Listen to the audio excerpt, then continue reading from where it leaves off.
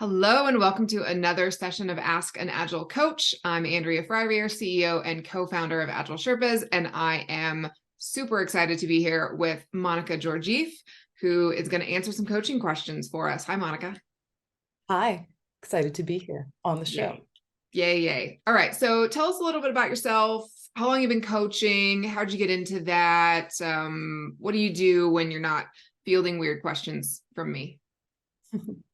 So I am AgileSherpas training and delivery lead for the EMEA region. So I sit in Europe between Bulgaria and Spain. And I've been working with AgileSherpas as a coach and trainer and Sherpa since about 2018, I think the beginning of 2018, late 2017. So that's been my coaching journey. But before that, I was the head of marketing for a process management software company called Kanbanize. And that's when I was really introduced to Agile, Kanban, Scrum, different frameworks. And I was leading a marketing team that wanted to operate as an Agile team. So that was my first experience leading an Agile team as well. We ended up documenting that whole journey for ourselves. And at the time, no one was talking about Agile in marketing except Andrea, which is how we met. And since then, I've moved away from the vendor side and vendor marketing in the Agile space to more of that coaching and training, working with teams on the ground, because I found that that is such an important precursor to the tools and vendor conversation, right? People need to know what Agile is and be comfortable with the terms, be comfortable with the benefits that they're seeking, and really be confident in that path before jumping into a process management tool, which is sort of a nice follow-up. So I've gone back to the teams, really my passion there. That's great. So before we get into sort of the core coaching question of the day, I do have some background on general why coaching, why does it matter, sorts of stuff that I really would love to hear your thoughts on first. So first question is why coaching? Like, why is this an important piece of making a big change? You know, we focus on people who are trying to adopt agile ways of working, but there's all kinds of coaching. And so maybe thinking about it in the broadest possible sense, why should people invest their time and attention in working with a coach? Yeah, I've thought a lot about this over the years because I am a coach, and I think there's so many different types of coaching. As you said, they all sort of feel the same way. They're all geared towards supporting people who are wanting to either learn something new or accomplish something new, helping them along that journey, because it is a journey, right? With most things, there's difficulty in change, right? Changing your mind or changing your expertise, changing your profession, changing anything within your life or adapting to change is going to be a journey and a path. And it's always helpful to have someone there who has walked that path before, which is why we call ourselves Sherpas. And it's one of the things that really attracted me to our team, the fact that we do see ourselves as guides along the path to agility. But there was someone that I worked with before who said that coaching looks the same all across the board, no matter what new sort of thing you're going after. And he said it's sort of like an athlete or a runner that wants to win a marathon or even survive a marathon. They can go and try and do it on their own, but they're going to have a terrible experience the whole way through, right? They're going to be falling down, they're going to be out of breath, they're not going to know how to deal with all of the different factors that they have to deal with in this new thing that they're undertaking. And having a coach there leads to success much faster and allows that journey to be a more positive journey, right? Where you have someone to turn to if you have a question, if you want a tip or a trick or a hack to get to the next stage or the next phase of whatever it is you're learning. So I just pride myself in being a coach exactly for that reason, that I've walked this path. It was a tough one because I didn't have many people to turn to. And now being able to be that person for somebody who's on that same journey is just the best feeling ever, because you're able to share expertise, but you're also someone who is learning with all of these people who are walking the path now, because the path probably looks different than when you walked it first. So it's mutually sort of a win-win. The coach gets a lot from it. so does the person who's walking the path. And I think that's what makes it so important to have that person beside you as you're embarking on a new path or a new activity. I like that running metaphor, because we all think we know how to. I can walk around, I could run a little bit, like that doesn't seem that hard or different from what I'm doing, but it's going to require a lot of really specific expertise that as a person who doesn't do marathons, I would not know, right? And yeah, I might make it to the end, but I'll have blisters and injuries, and I'd be yeah, like, that's I'm never doing this again. right. Right. But a coach would help me. Yeah, I like that. I like that metaphor. So I think you touched on a couple of these things maybe already, but more explicitly, what's your favorite thing about coaching? I love helping get somebody where they want to faster than they would have gotten there if they were alone in the journey. That feeling, I think, is great for the person who's getting coached, but it's also amazing for the coach. And so then maybe the other side of the coin, what's the hardest thing about coaching? The hardest thing about coaching for me and what I've experienced is the outside factors, because sometimes you're wanting to give the best that you can as a coach. The person who's being coached is giving it their all as well in that learning journey, and really sort of putting in the effort. But sometimes there's external factors that get in the way, and those types of challenges, even though they are able to be resolved, right, with the right coaching, the right effort being put in, sometimes they really hinder the person who's getting coached on their path. And there's no way around it, right? You're going to have to go through them. You're going to have to resolve them. And when I see someone getting tripped up a lot, I get really, really empathetic because I think that's probably the hardest part, that you can have the right coach, can be putting in all the effort, but there's still going to be hurdles that you're going to have to overcome yourself, and obstacles that you're going to need to break through that are coming from the outside. So even with the right team, sometimes there's still unforeseen, right, circumstances that you need to navigate. Yeah. And so if somebody's starting to work with a coach, maybe for the first time, or maybe they've done it before, but they want the next time to go better, what's something that you would suggest that people do to maximize their coaching experience? That's such a great question. It was one I was thinking about today. I had a coaching experience where I was trying to give guidance on a topic that had been brought up, but there were no follow-up questions. So I gave my expert opinion, if you will, right? My experience, some of the learnings and takeaways I had. But my advice to anyone getting coached is ask questions, right? Don't stop asking questions ever, because that is how you're going to get the most out of the other person's expertise. Putting a topic on the table is only going to get you so far. That person will share their experience. But if you continue asking the right questions, coaching can be even more valuable, right, through time. So my advice is just keep asking questions. That's great. And so speaking of questions, have you ever had any sort of really unexpected or off the wall things come up in a coaching conversation? I don't know if I can't really think of anything that would be off the wall, because I usually say, you can ask me anything about Agile.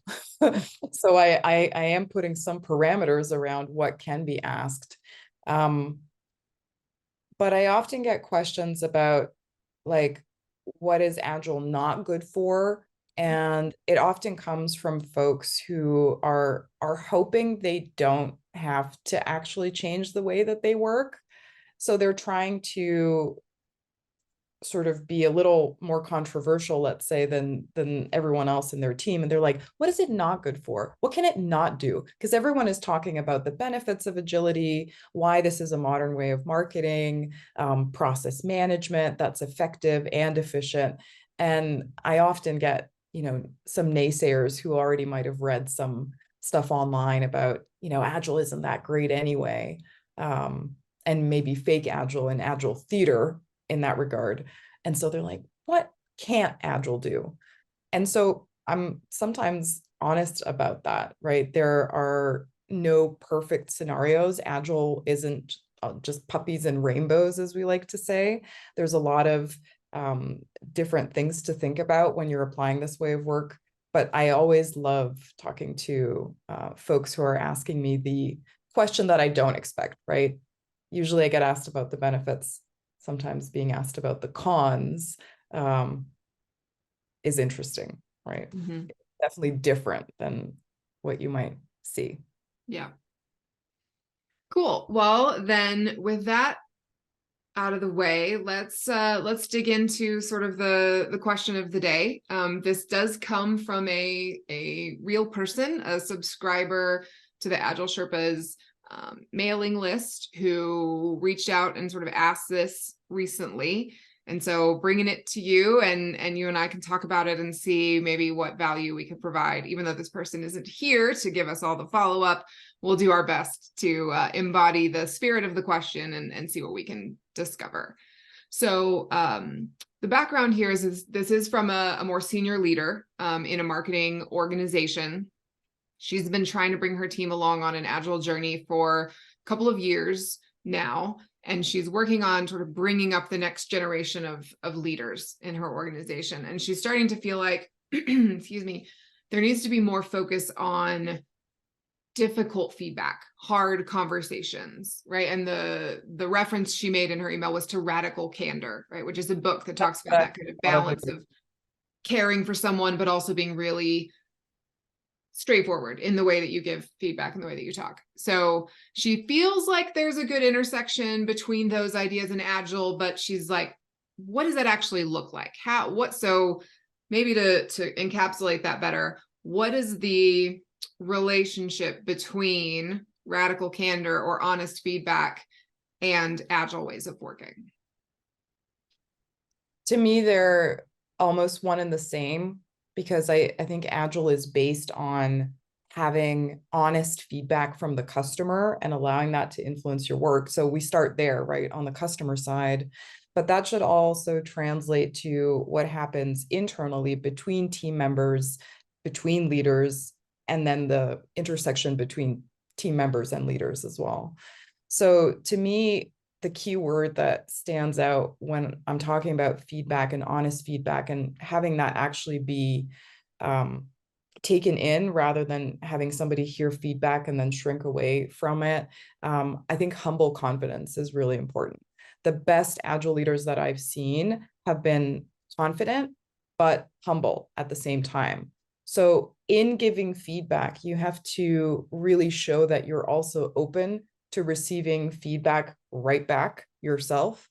And I think that's a hard skill to master and a hard balance to strike, because you want to seem confident and sure in the feedback you're providing, but you also want to be humble enough to receive feedback from the other party as well, whoever they may be. Not dependent of the hierarchy or whether you're a leader or a team member, right? We're all about flat hierarchy when we talk about Agile. So it doesn't matter, right? Feedback is for everyone equally. So I think that's a really important part of it. I would also call out, a lot of communication, I guess, communication between leaders and team members that's open. And sometimes it's actually helpful to find an elegant way to provide feedback to the whole team as a group. And sometimes people who are not used to getting one-on-one feedback might actually respond to it better if it's provided to the team, because Agile is also all about the unit and operating as a collective.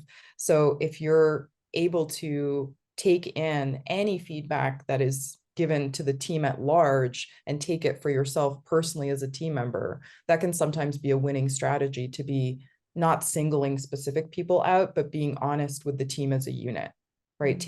Being accountable to what's going on within the collective as a whole, and finding changes that you can make in your own behavior or in the way that you're approaching your work to support the feedback that's coming on the team level. So those two things for me are important. And You touched on a couple of things there that I think is worth maybe digging into more, because this is sometimes not a typical way of working for people. Like, I think there can be patterns that show up where we convince ourselves it's easier to just fix the problem and not explicitly articulate to people like, hey, you did this and it created a problem, or you didn't do this and it made a problem for the team. We need to figure out how to not do that. Instead of having that explicit conversation, we get into like hero mode and we fix the problem, kind of sweep it under the rug and move on. I know a lot of places that I've supported as a coach and a consultant have talked about being such and such place nice, right? We don't say hard things. We pretend everything's fine.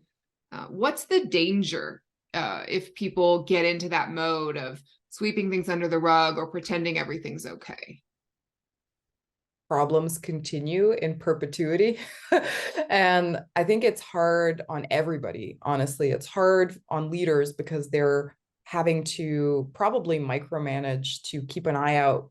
If that problem occurs, they're going to have to go back and sweep it under the rug every time or fix it every time without letting anybody know. So there's no learning there. But it's hard on team members as well, because you can't truly be an efficient team if you're constantly in a situation where you're creating messes, either fixing them or suffering the negative consequences of that mess or situation, derailing your progress forward.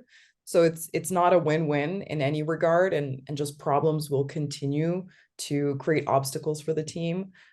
I think it's leaders' roles in some ways to create opportunities where those problems can be resolved once and for all, either on the team level, or if a leader does need to step in a certain situation, that they find a sustainable solution to a problem rather than, going in and fixing it themselves.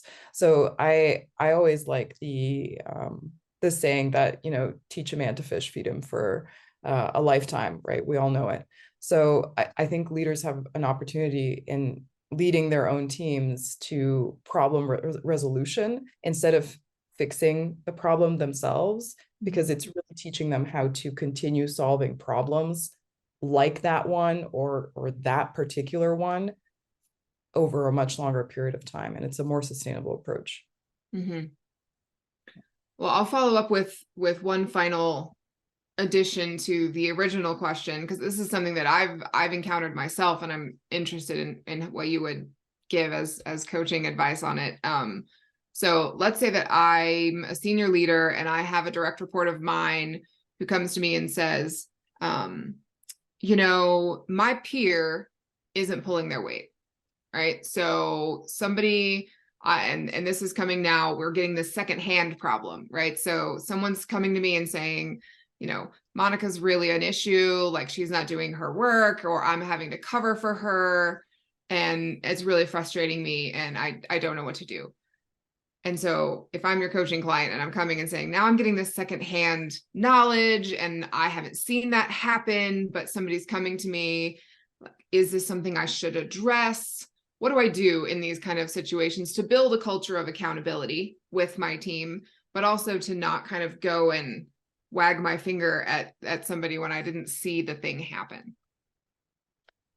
Yeah, I've had that. And it's a tough situation to navigate because you don't want to go off of just that secondary account of what happened. You sort of want to be able to see if that's actually the case, because there's often a case of broken telephone when stuff like that happens, where, it didn't really happen that way, but then it starts being a blame game across the board, and the reality of it all sort of gets lost.